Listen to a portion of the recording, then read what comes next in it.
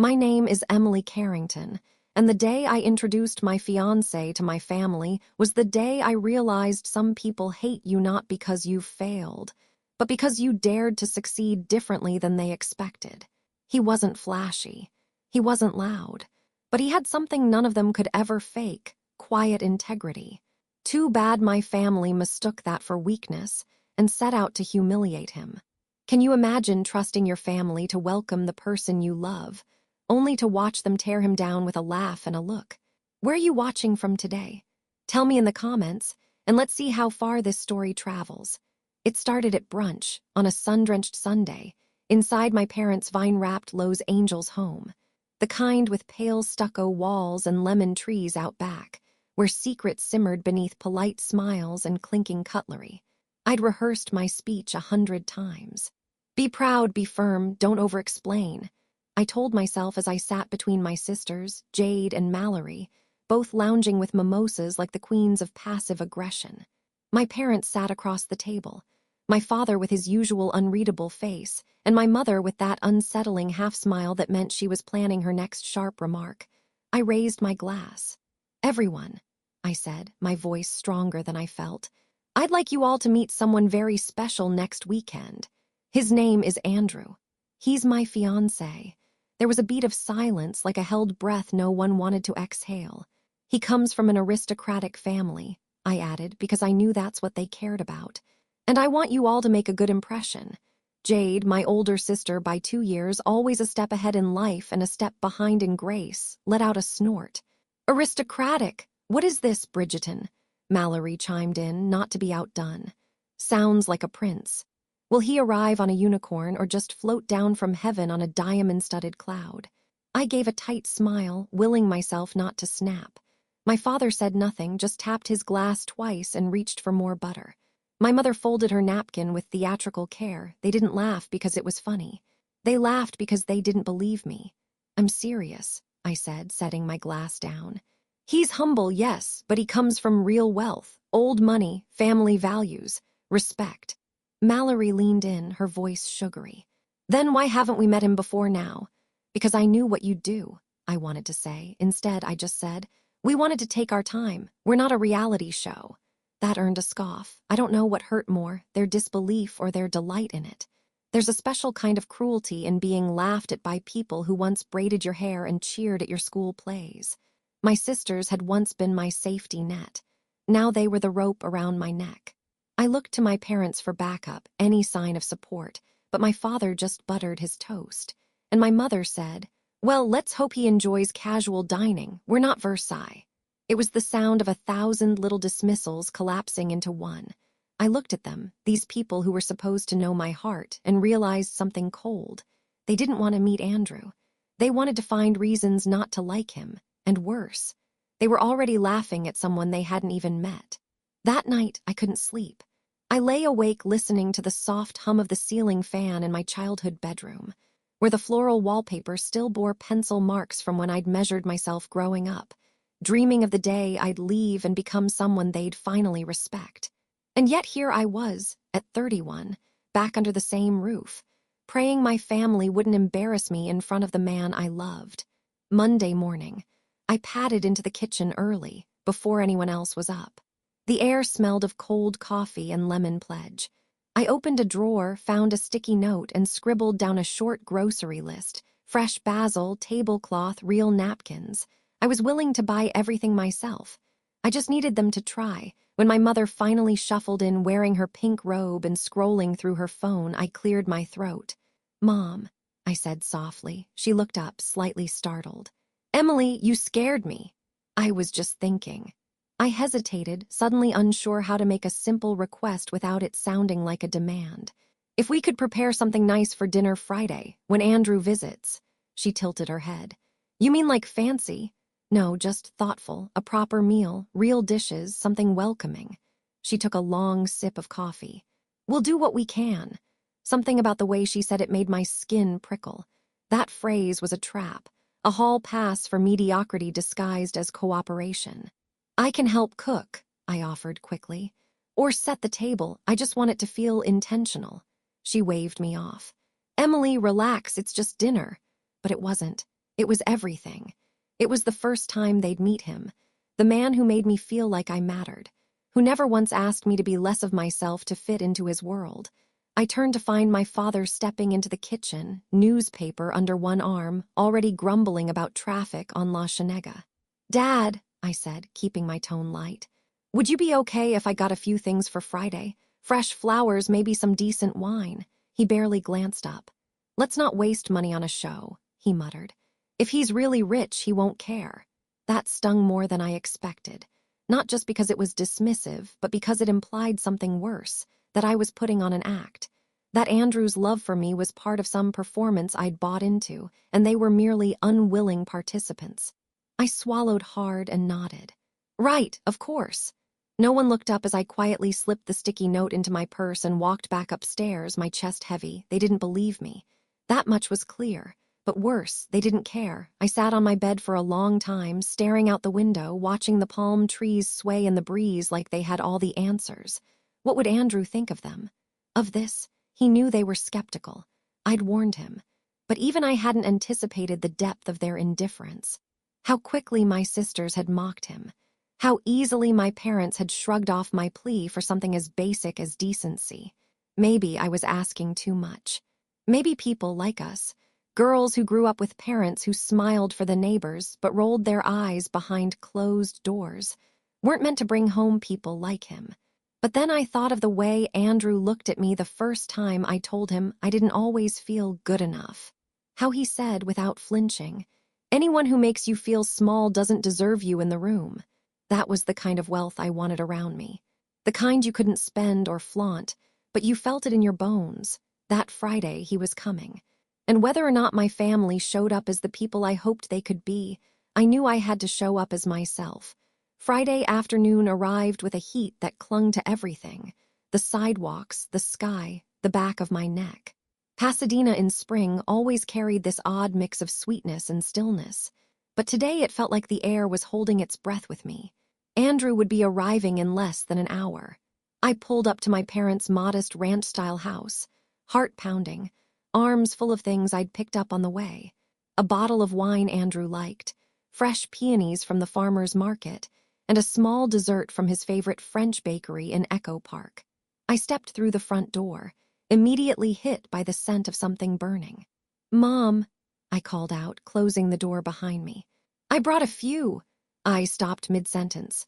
The dining table was bare, no tablecloth, no place settings, just a stack of crumpled paper napkins beside a package of disposable plates, one corner already torn. A plastic bottle of ranch dressing sat in the middle like a tragic centerpiece. The oven beeped behind me. I followed the sound into the kitchen, where a charred rectangle of lasagna sat blackening inside the oven. Smoke curled upward lazily, setting off that sharp, acidic scent of forgotten food. Panic flared. "Mom," I called again, louder this time. "Is anyone home?" A beat later, I heard the unmistakable sound of laughter from the living room. I walked in to find Jade and Mallory sprawled across the couch in sweatpants, barefoot, scrolling through their phones.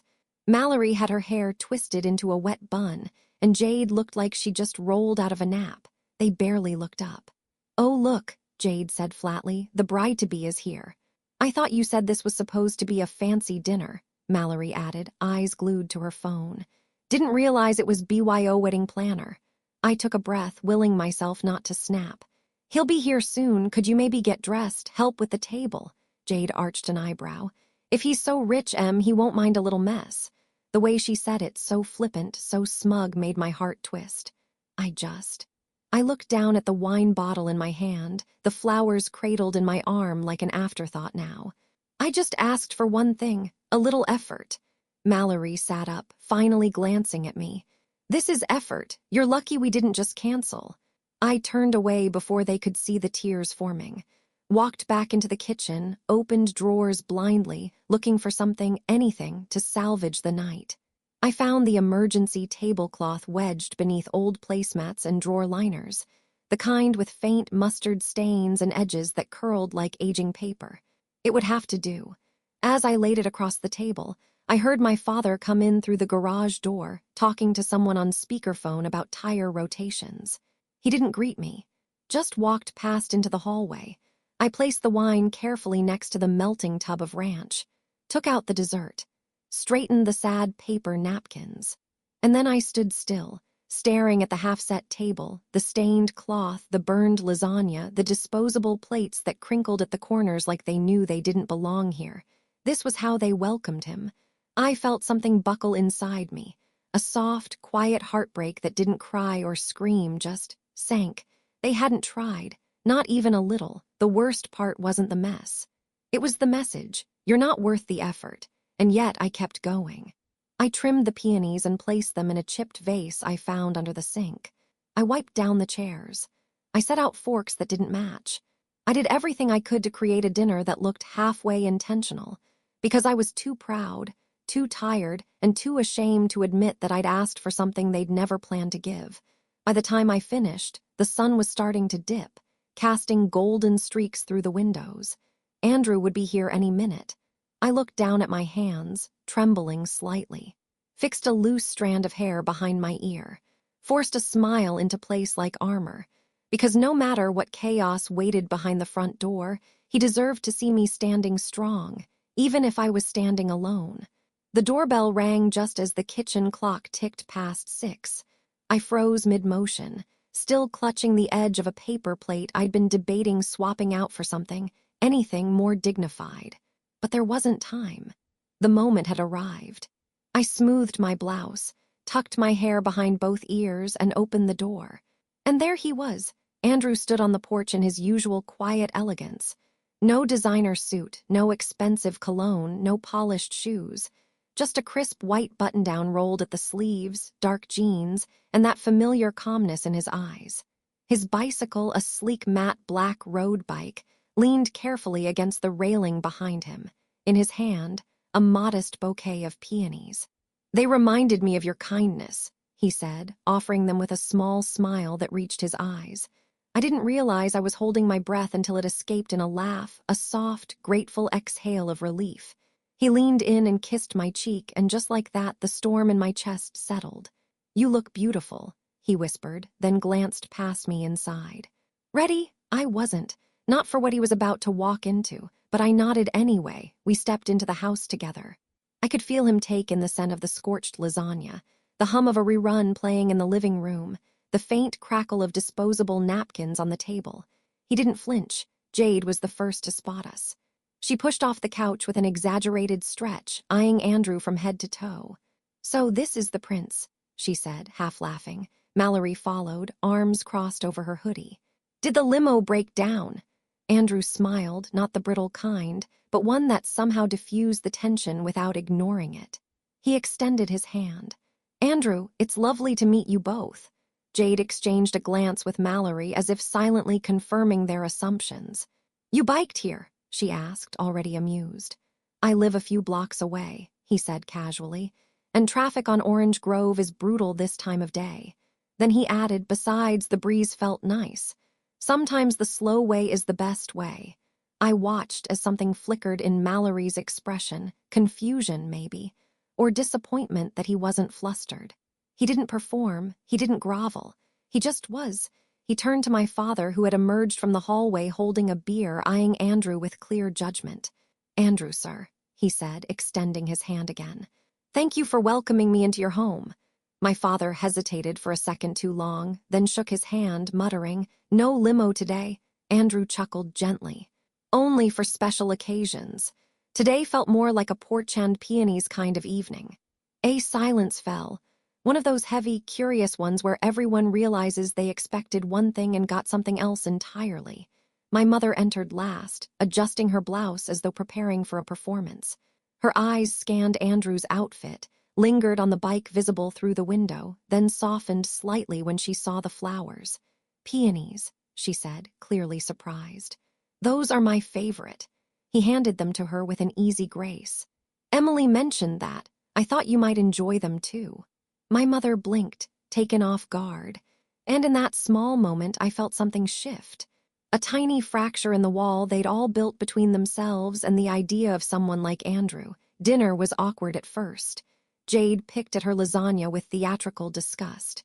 Mallory made a show of sipping water from a plastic cup like it was an insult to her taste buds. But Andrew, he didn't blink. He complimented the lasagna. Yes, even the burnt corners. He asked thoughtful questions about my father's work in electrical contracting and remembered tiny details from stories I'd shared with him. When my mother mentioned her book club, he perked up and asked what they'd been reading.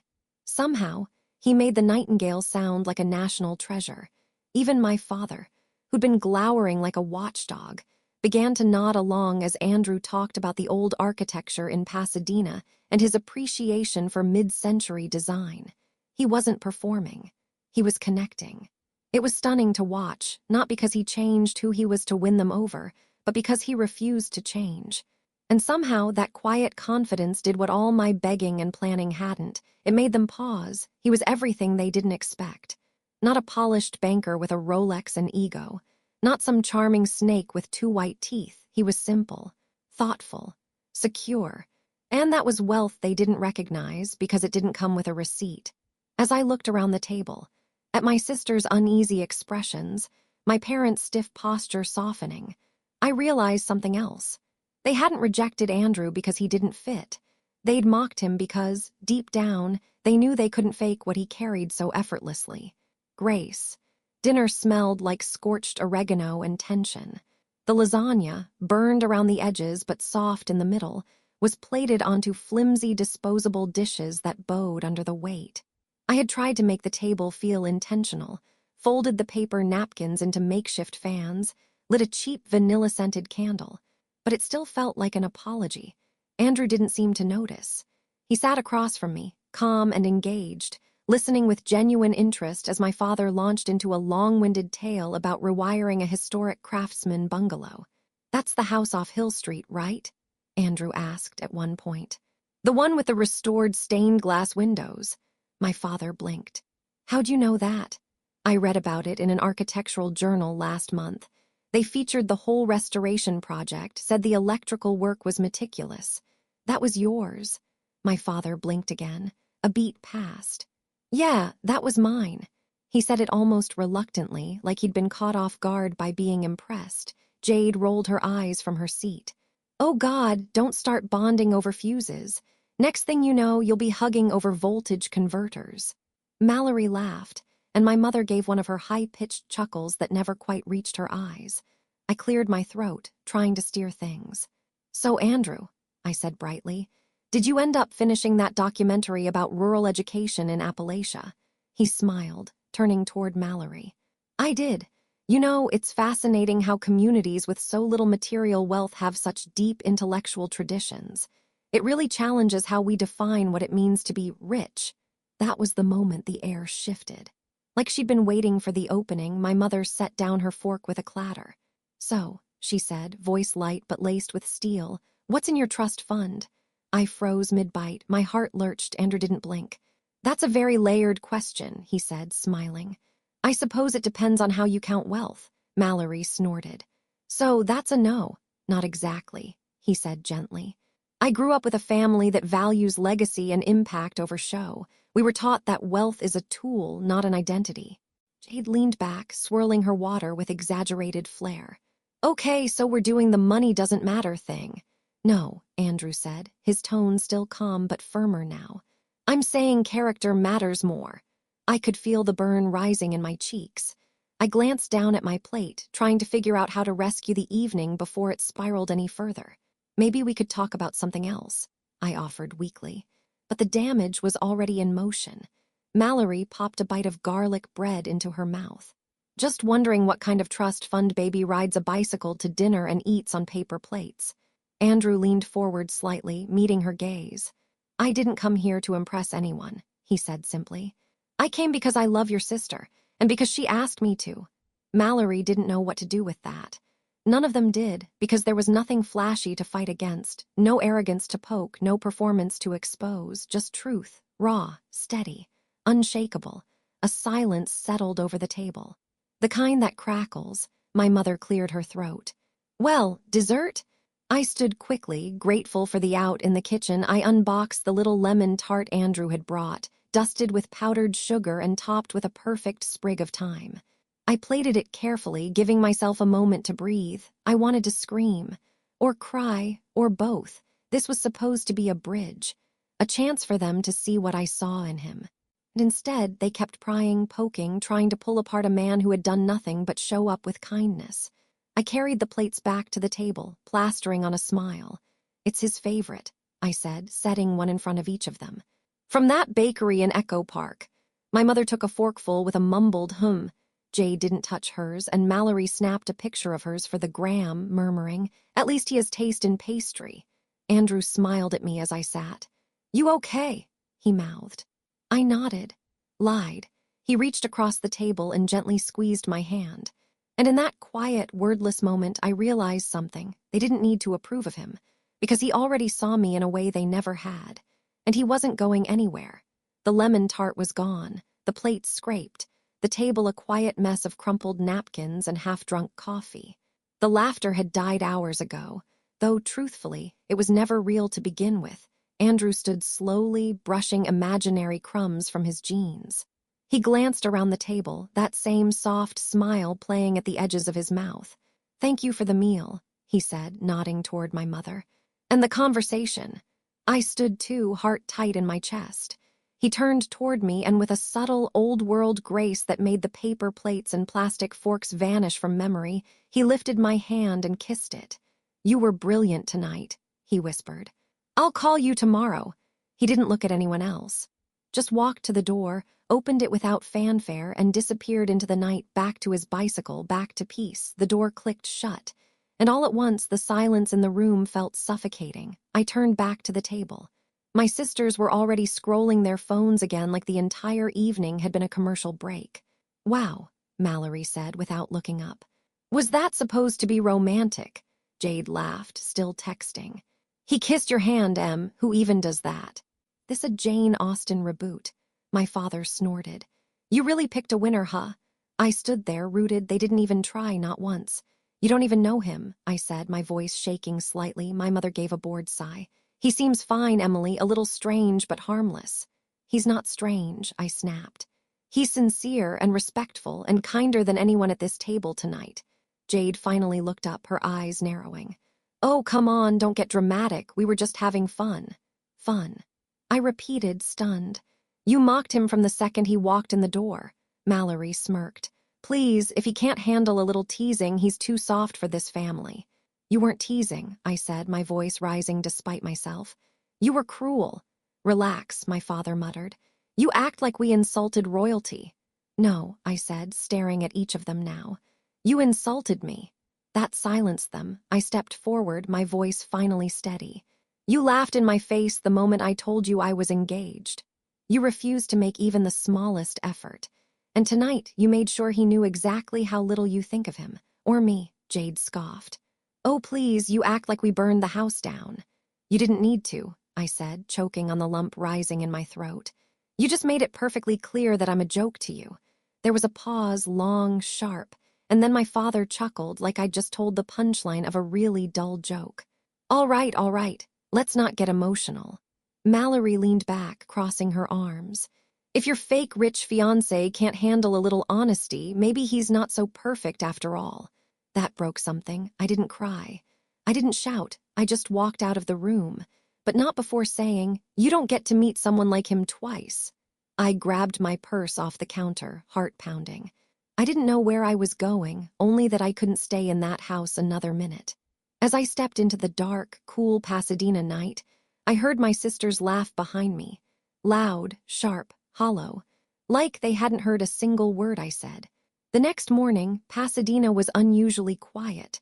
The sun peeked over the Silver Lake hills, soft and golden, casting long shadows over the empty sidewalks. My hands trembled slightly as I clutched my coffee on the cafe patio, a little spot Andrew and I had discovered together during one of our long Sunday walks.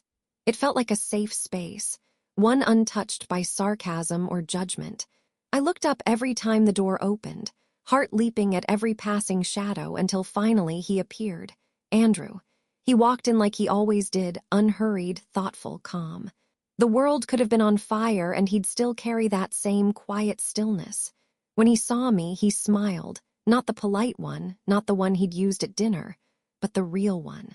The one that made my heart break a little because it told me he already knew how much last night had cost me. He sat across from me without a word, his presence settling over the table like warmth.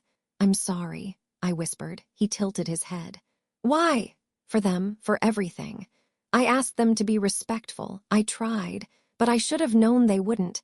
"Emily," he interrupted gently, "you don't need to apologize for someone else's choices." I blinked hard, nodding, trying to swallow the knot in my throat. "I just wanted them to see you," I said. "The real you, not what they imagined, not what they mocked. You were amazing, and they didn't even try to meet you halfway."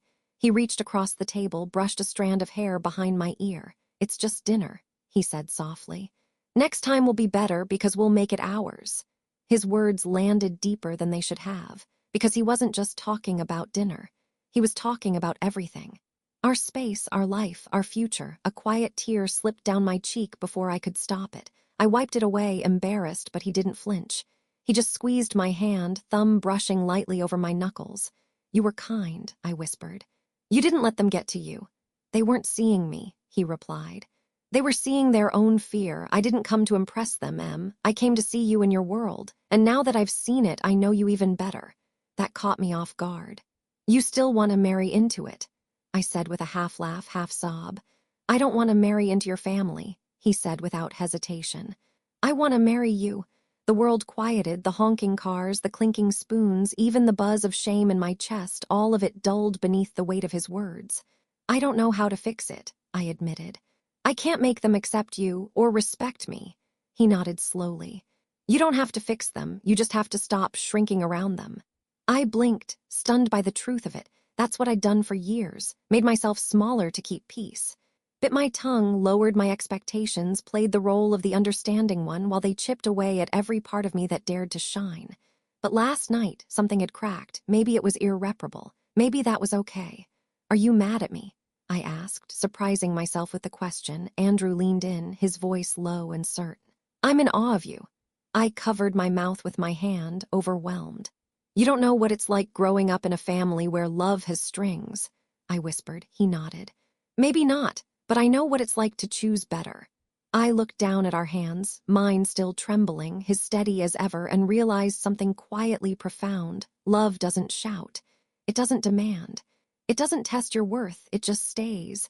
And right now, that was more powerful than anything my family could ever take away from me. 2 weeks later, the air in Malibu was thick with sunscreen, sea breeze, and the low hum of entitlement. We were at a rented beach house, a gleaming, glass-walled vacation home paid for by my parents to celebrate Mallory's 29th birthday. "Just family," my mother had chirped in the group text, as if last dinner's train wreck had never happened. I hadn't wanted to come, but Andrew had said, "Let them try again, or at least let them reveal themselves again." So I went. Because I wanted to believe people could grow, even my family. I arrived with a small, thoughtful gift for Mallory, a personalized journal because she'd once mentioned wanting to write again, and a summer dress that made me feel calm, pulled together, clean. Jade opened the door. "Hey, Emily," she said with exaggerated surprise. "You made it, alone." I kept my voice even. "Andrew's on his way." Jade's smirk spread like a stain. "On the Unicorn again. Or is he swimming up the coast this time?" From across the room, Mallory heard her and burst out laughing. "Ooh, maybe he's paddle boarding in with a butler." The room cracked up. My mother, already 2 mimosas deep, tried to hush them with a lazy, "Girls, be nice." But she was smiling too. I forced a smile and set the gift on the counter. "Nice place," I said, mostly to myself.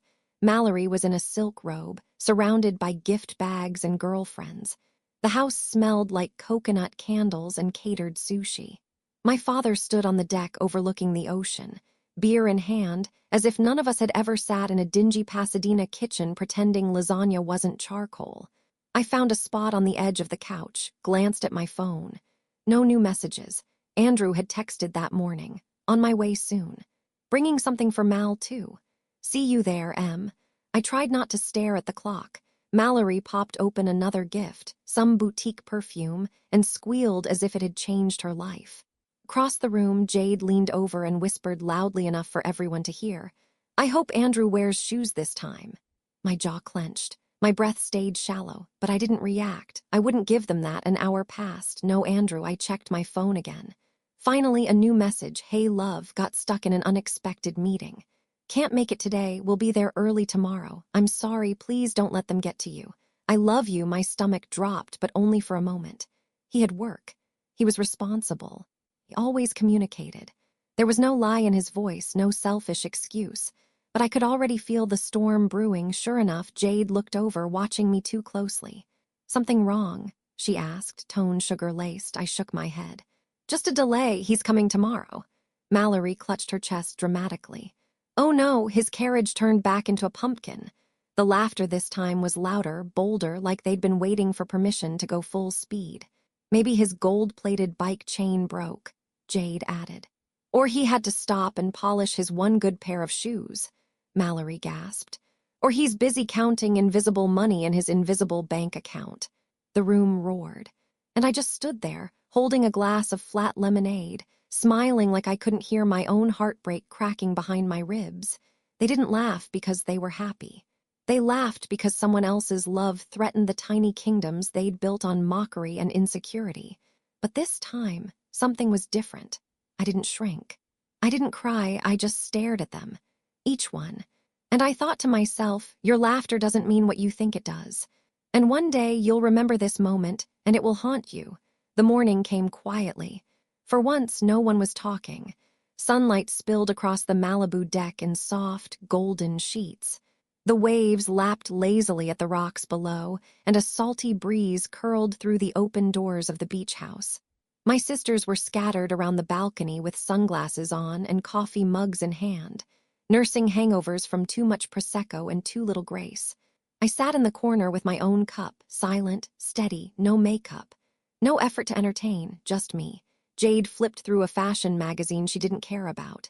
Mallory scrolled her phone, swiping like the world owed her a better morning. And then we heard it. A low, rhythmic rumble, not loud, subtle at first. Like the engine of a very expensive secret. We all looked up in unison. The ocean glittered beyond the railing, calm and endless, until the shape appeared far out, gleaming white against the blue. I blinked. Jade stood slowly. "What is that?" she muttered. We all leaned in toward the glass railing. A sleek, massive yacht, long, modern, quiet as a ghost, was cutting across the water, heading straight for the private dock just below us. It was absurdly elegant. Smooth silver trim. A curved upper deck. The kind of boat that didn't just arrive, it announced. Mallory squinted, her voice cracking slightly. "That can't be." No one finished the sentence. The boat glided closer. Silent, precise. The deck was spotless, almost too pristine to be real. Then the flag unfurled, a royal blue banner with a golden emblem I didn't recognize but had seen before. On Andrew's stationery. On the cufflinks he never wore in public, the yacht anchored. A moment later, the ramp lowered with mechanical grace, and out stepped Andrew. Dressed in a crisp white linen suit, sunglasses resting casually in his hand, his hair tousled just enough by the breeze to look like a movie still.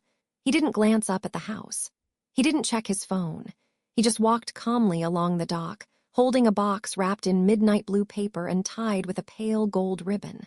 I heard Mallory suck in a breath. No one moved. No one spoke. The ocean was suddenly too loud. Andrew climbed the stairs toward the deck as if he did this every day. As if it wasn't shocking. As if the night before, our humiliation, their mockery, had already evaporated from his mind. He reached the patio, paused for a heartbeat, and smiled.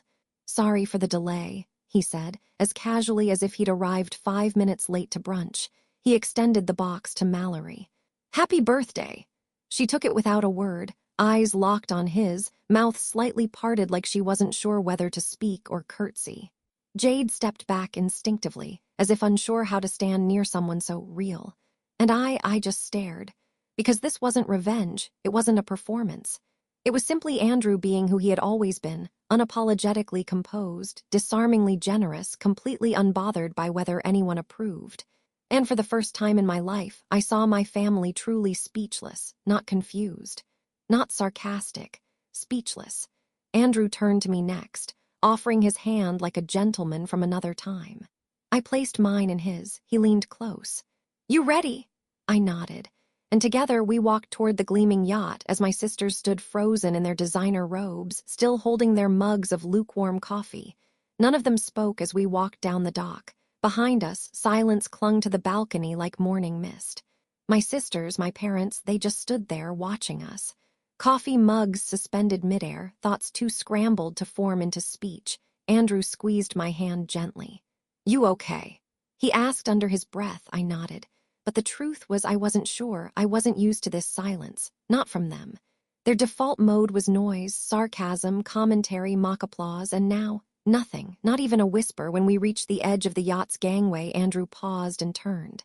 "If you'd like to join us," he called up to the house, voice smooth but loud enough to carry. "We're having lunch on board. There's plenty of room." My stomach fluttered. For a moment, no one moved. Then, shockingly, it was my mother who stepped forward first. Yes, that would be lovely," she said, adjusting her sweater like she'd just been handed a royal invitation. Jade and Mallory followed, dazed. Mallory still clutched her wrapped gift as if it were a bomb that might explode truth. Jade whispered something to her under her breath, but for once it didn't sound smug. It sounded uncertain. My father was last. He stood still for a long time, arms crossed, jaw clenched. Then finally shrugged and started walking. Minutes later, we were all aboard. The yacht was stunning, but not in the way that shouted for attention. It was elegant, understated. Soft teak floors, curved leather seating, wide windows that let the sunlight pour in like honey. A light citrus scent hung in the air, fresh and clean, nothing overpowering. A man in a navy uniform appeared with a tray of champagne. "Welcome aboard, Miss Emily. Mr. Whitmore will be ready shortly." I blinked. "Mr. Whitmore." Andrew gave a soft chuckle. "It's technically my middle name. I use it for things like this." Mallory's lips parted slightly. Jade's eyebrows lifted. My father took the champagne without a word. We moved into the dining area, a glass-enclosed lounge with a view of the open sea. Silver platters gleamed under glass covers. The table was already set, white linen, polished flatware, crystal glasses. My mother's eyes darted everywhere. "It's lovely," she murmured. Andrew nodded graciously. "We like to keep it simple." Jade sat slowly, as if unsure whether the chair might reject her. Mallory followed. My father lingered near the window. I could feel his discomfort, but also his curiosity. For once, he had no clever comment. No superiority to lean on. Andrew waited until everyone was seated, then took his place at the head of the table.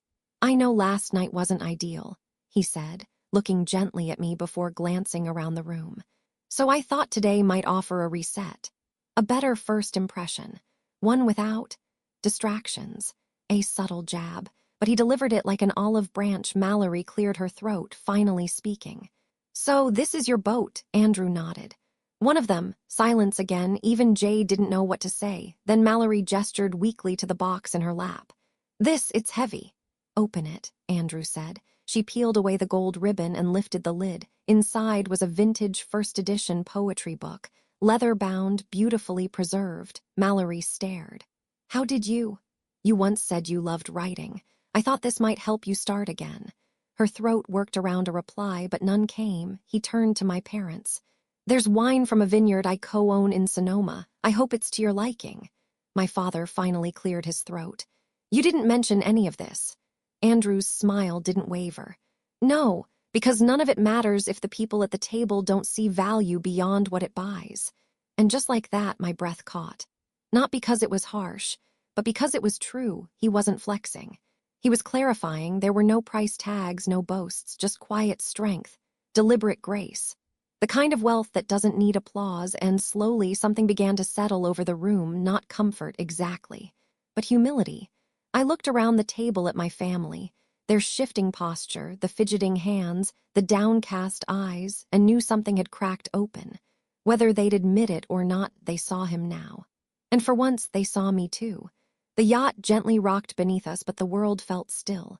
The table was set, the food untouched. The soft clink of water against the hull was the only sound as sunlight poured through the windows, dancing on silverware. Andrew stood up slowly. His chair made no sound. He didn't clear his throat. He didn't ask for silence. He already had it. I glanced up, heart catching in my chest. He walked toward me, not hurried, not dramatic, just steady. When he reached my side, he paused. And then he dropped to one knee. The gasp that swept through the room was almost comical. My mother's hand flew to her mouth. Mallory blinked like she'd been slapped. Jade stiffened so completely she looked like a wax figure. My father didn't move at all, just stared as if trying to decide whether this was real. But none of them mattered, not in this moment. Andrew looked up at me, eyes steady, voice low, but strong enough to carry. "Emily," he began, "I've known many things in my life, privilege, travel, expectations, but nothing has steadied me like your presence." My lips trembled. He held out a small, dark velvet box. Opened it. Inside was a ring that caught the light like fire, simple, elegant, massive without being gaudy. A cushion-cut diamond surrounded by delicate antique etching. But that wasn't the sparkle that mattered. His voice broke slightly as he continued. "You've shown more grace than anyone I've ever met. You didn't try to impress me, you just were you. Brave, kind, brilliant. You loved me without needing proof." I bit down a sob. He smiled gently.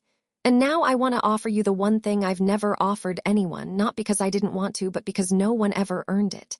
He inhaled, eyes never leaving mine. "My whole life." A pause, then. "Will you marry me?" I forgot how to breathe. For a moment, the world narrowed to just us. I remembered the first time he brushed a strand of hair from my face. The coffee shop smiles. The late-night walks. The silence he never tried to fill because he knew sometimes quiet was sacred. And I remembered last night, the cruelty, the laughter, the loneliness, and now this, not revenge, redemption. I nodded. "Yes," I whispered. "Yes." He slipped the ring onto my finger, then stood, pulled me into his arms. I didn't hear the applause right away. It came slowly, staggered, and awkward. My mother was the first, clapping delicately like she wasn't sure what was expected. Then Jade joined in, still stunned. Mallory blinked back what might have been tears, though she'd never admit it. Even my father gave one quiet nod. But the loudest sound in the room was the silence of realization, the kind that fills every corner when pride breaks. Jade whispered to Mallory, voice barely audible. "He's real."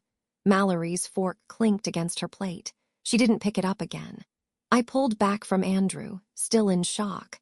My hands were shaking, but not from fear, from finally feeling seen, from the weight of choosing someone who would never ask me to dim my light, from knowing, for the first time, that I was walking into a future where love was not earned by pleasing others, but by choosing peace over approval. Andrew kissed my forehead and whispered, "Welcome home." And in that moment, surrounded by the very people who once treated me like a cautionary tale, I felt like the heroine of my own story. The wedding came faster than I thought it would. A month later, under a silk canopy laced with wildflowers, I stood in a satin gown that shimmered like dew in the morning light. The air smelled like garden roses and jasmine, and soft piano music drifted through the vineyard breeze. Andrew waited for me at the altar, as calm and sure as always, hands folded, eyes only on me. And this time, my family stood behind me, really stood, not because they had to, not out of duty, but because something had changed. Not just in them, but in me. They couldn't deny it anymore. I wasn't someone they could patronize, control, or write off. I was the woman who'd stood her ground. And somehow, that demanded their attention more than any yacht or diamond ever could. My mother adjusted my veil with hands that trembled, not from nerves, but from emotion. She met my gaze, and her voice cracked when she said, "You were right, he's the one." Mallory gave her toast at the reception. I thought it might be a disaster, but she surprised me. She stood with a glass of sparkling cider. She wasn't drinking, and said, "I mocked you once, Em. I didn't understand what you were choosing, but I see it now. It wasn't about money. It was about peace. And I hope I find that too." Jade raised her glass silently.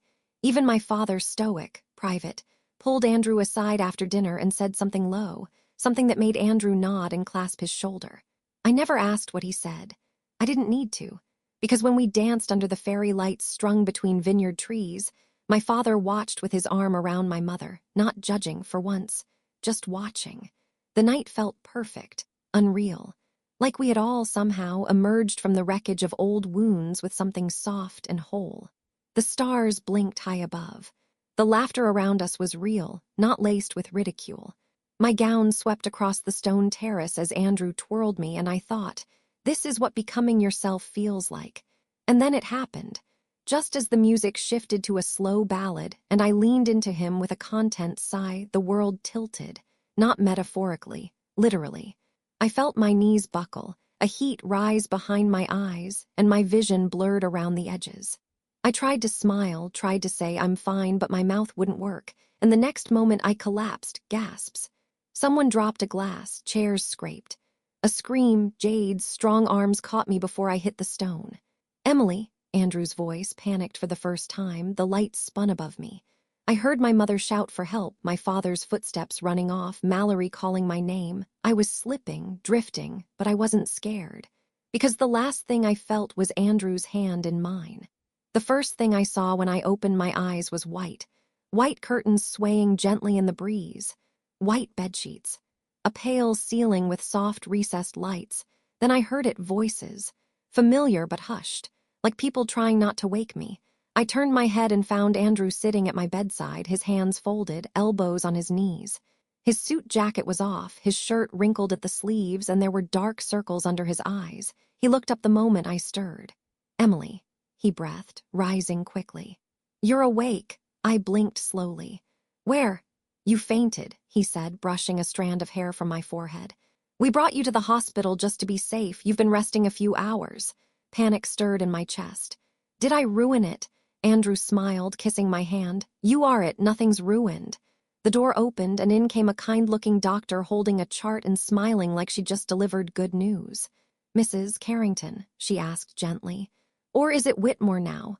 "Both," Andrew said, grinning. The doctor chuckled. "Well, whichever name you choose, congratulations." I blinked, confused. "On what?" "You're fine," she said warmly. "You fainted from a combination of stress, heat, and most likely early pregnancy fatigue." My breath caught. "Pregnancy," I whispered. She nodded. "You're about 6 weeks along, perfectly healthy, a very small guest at your wedding party."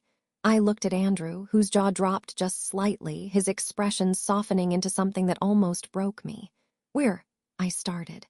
He nodded slowly, eyes misting. "We are." Tears streamed down my cheeks, but they weren't sad tears. They were the kind you cry when you realize life didn't just hand you something beautiful, it trusted you with it. An hour later, we returned to the vineyard. The guests were still there, milling about, waiting anxiously. And when we stepped out of the car, the hush fell again. My mother rushed forward, face pale with worry. "Emily," she whispered, cupping my face. "Are you all right? You scared us." I smiled through the tears. "I'm fine, really, just overwhelmed. But there's more." Mallory stepped closer. Jade, too. I looked around at their faces, the same ones that had laughed at Andrew, doubted me, pushed and prodded until I nearly believed I'd never be enough. And now they were waiting for me to speak. Andrew and I were going to have a baby. There was a beat, then gasps, shouts. My mother burst into tears and pulled me into a hug so tight it surprised us both. "A baby," she repeated over and over, her voice trembling. Jade's hands flew to her mouth. Mallory blinked back tears and grabbed my arm. I nodded. "I know. That night under the same fairy lights, something changed. They didn't become perfect. They didn't erase years of misunderstanding in one toast, but they tried. My mother danced with me to an old love song, whispering, 'You were always stronger than I gave you credit for.'" Mallory brought me water and made sure I sat between songs. Jade caught the bouquet. Intentionally, I'm convinced, and didn't roll her eyes when it happened.